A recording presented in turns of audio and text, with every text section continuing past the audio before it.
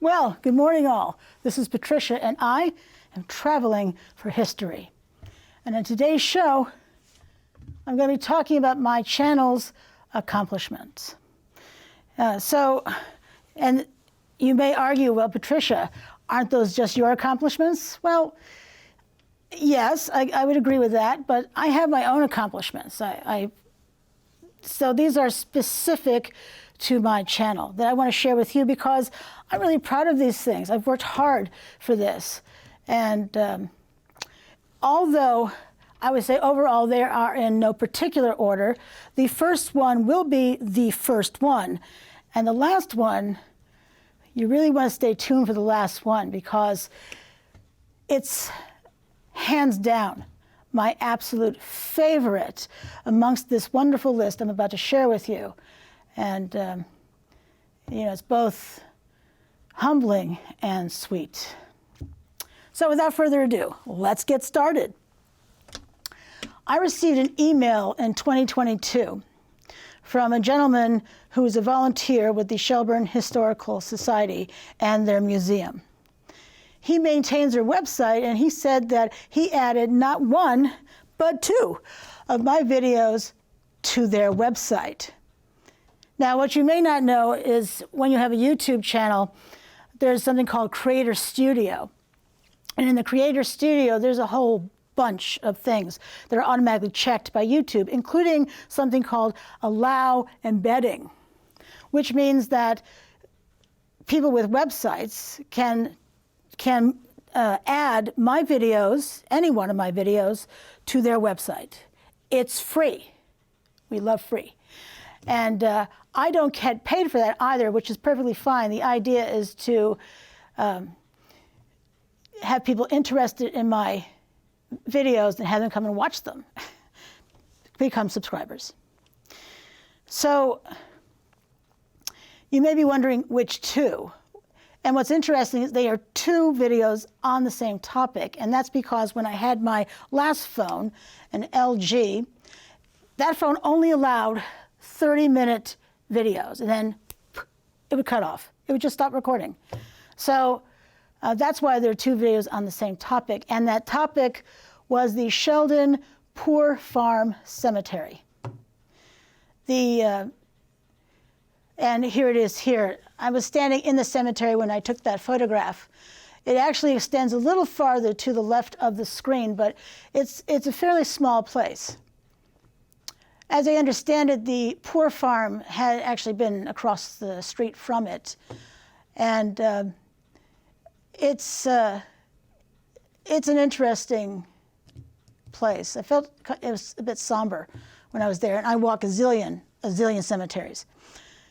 So let me just talk about trying to find the place.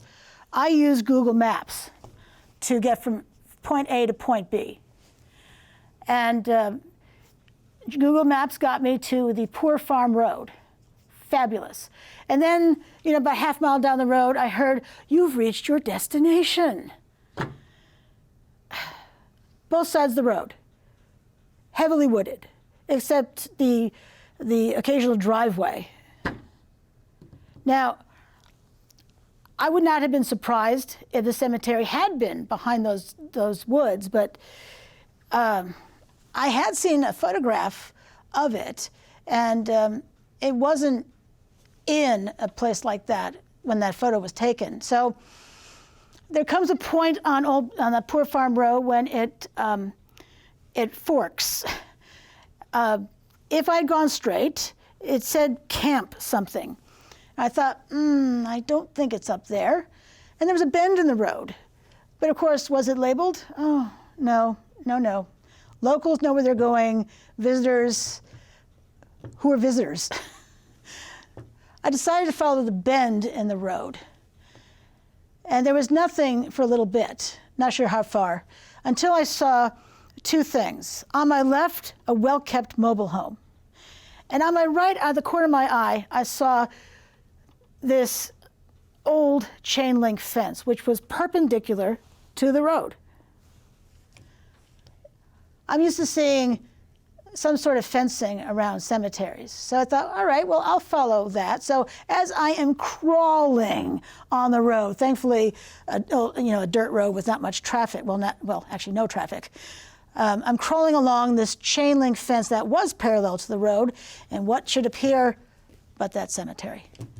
So it took a little bit to find the doggone place, but so glad I did.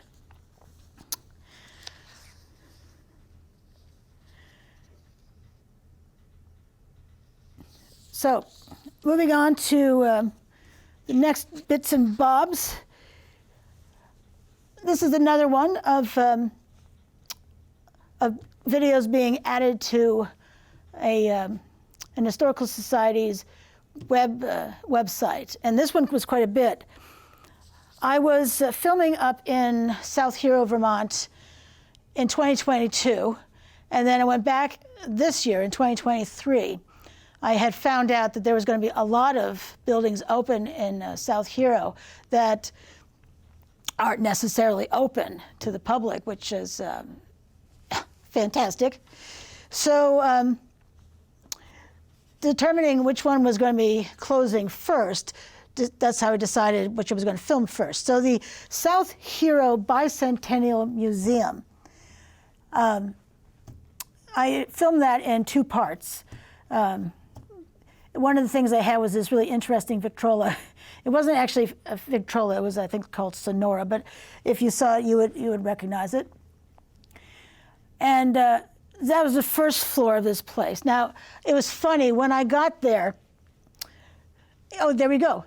There's that wonderful, wonderful piece. The first floor is chock full of things like that, and it's an incredible number of things. You should watch my video on it. It's now this is the basement. They call it the basement, by the way. This has the larger items in it, and I'm going to talk about one in particular because it's my favorite thing. So we see there's a wheel right there in the center of the screen, and just to the left there is that interesting sort of device. Oh, yeah, there it is. This is a treadmill for a small animal to walk on. Or as one of the tour guides told me, a little kid could have walked on it too. This is the 4th time I've seen this kind of device, something I'd never seen before 2022, because City Gal here, this was used on farms. And what this one did, and the one at the Sheldon Historical Society Museum, I have no photos of that place, but it powered a butter churn. It's the coolest thing ever. I don't know. It still just makes me giggle whenever I see these things. So I got to the museum, and I asked the woman there if I could film. And she said, I don't want to give a tour. And I was mentally going through this. I was thinking, I don't think I asked for a tour. But she made a call, and this woman came from across the street named Terry, and she'd brought someone else with her named Ron, and the two of them gave this impromptu, absolutely fantastic tour of both the upstairs and the basement. It was fabulous. And at the end of the tour, when we're back upstairs, I met a woman who said, well, just send us your videos and we'll add them to our website. Well, these are the I filmed, I think it was 9 places in South Hero, and these are the videos they added. The Ebenezer Allen State Historic Marker. It's a sort of a bummer that I have a playlist of state historic markers because I have learned so much from reading them, and yet I'm lucky if I get 5 views of any of these state historic markers. But they tell us that, for instance, for this state historic marker, it's on the site of the Pioneers Tavern, and this person was related to Ethan Allen, a cousin maybe? I think it was a cousin. Amazing stuff. The South Hero Inn, which is a stone building, the old white meeting house, which what's neat about that and there it is right there. And what's neat about that is in 2023, I got to see the inside. And this one is called Look Inside Former School in Granny's Attic. Now, Granny's Attic is sells, I'd say, household goods. Oh, there it is. Now, it's not about the goods inside. Look at those windows, because this building was a church, a meeting house, the fire department, which has two garages built into the side of the building, and it was a schoolhouse. So the upstairs had been a schoolhouse, and these big windows were a requirement of schoolhouses in I think the 1930s. So fabulous, fabulous light and air. That was the purpose, light and air. Next one was visit the honeymoon cabin. It's open periodically, and there it is right there. When I was filming it's on the property of the old white meeting house. And when I was filming that in 2022, I came upon this and thought maybe it was a farm stand. No, it's the honeymoon cabin. It is open periodically, but it was open in, I think the last date was in some point in October. So you can contact the museum, they may know, because the museum is open year round. You know how amazing that is? It's stunning. Most close. But they are open on Wednesdays. Not sure the hours. You can look that up online, though. Another one they wanted was the War Memorial, which included waves and a whack. Waves are the female auxiliary for the Navy, and the WAC is the Women's Army Corps. So there was one woman who had served during World War II as a WAC. There's the bell from the Home for Destitute Children. It's beautifully black because they painted it. It had deteriorated. If you've watched any of my videos where I talk about bells, they're all rusted because they're exposed to the elements. So they painted that black to preserve it. And you can see this is also outside. And then, as I said before, the two parts one in the basement of the South Hero Bicentennial Museum. You know, it's free admission, so I highly recommend you go and check it out. Now, the Lincoln Historical Society Museum, which closed in October this year and will reopen in June of 2024. What a fabulous place. Now, two of the videos, so I filmed 3 videos there. The farmhouse, the cupola with a bell inside from the Baptist church. Those 2 videos have not gone live yet, but they will pretty soon. But I was in the Old English Barn. They actually officially call this place the Barn, but the other name for it is the Old English Barn because apparently it has a post and beam construction, and so they call it the Old English Barn. Now, all of the farming implements inside were used in Lincoln, Vermont. So we can see some of my favorite stuff. I love tools. I love seeing, that's my favorite thing to look at is tools. And this whole barn is filled with these things. They have plows, they have buckboards, buckboards. They have signage, like you see here, the maple syrup and candy, the Brown's General Store. They have signage all over. I mean, all the way to the ceiling, they have signage. It's absolutely fabulous.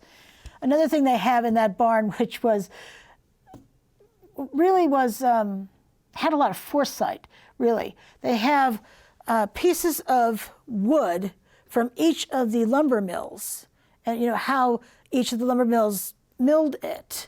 It's mind-blowing. I had never seen that before. Maybe I'll see it again, like that treadmill, So that's wild. So they've also asked for links so they can put them on their website. They already have the link for the Old English Barn, and they'll receive the links for the other 2 videos once they go live.